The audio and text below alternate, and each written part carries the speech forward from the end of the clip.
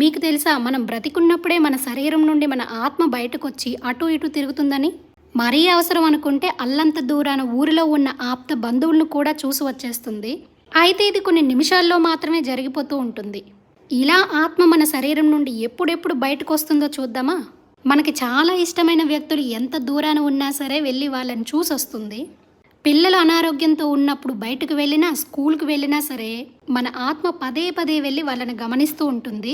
మనకి చాలా ఇష్టమైన వారికి ముద్దు పెట్టి కౌగలించుకుని రావడానికి శరీరాన్ని వదిలి వెళ్ళి వస్తుంది. అయితే మన స్పర్శను వారు అనుభూతి చెందకపోయినా సరే ఒక ప్రియమైన ఆత్మీయ భావన వాళ్ళకి కలుగుతుంది, గుర్తుకొస్తాం మనం.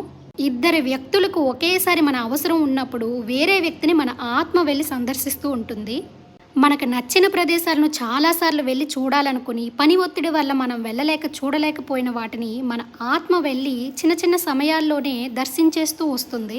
ఏదైనా వేడుకలో మనం పాలు పంచుకోకపోయినా మన ఆత్మ వెళ్ళి చూసి వస్తుంది.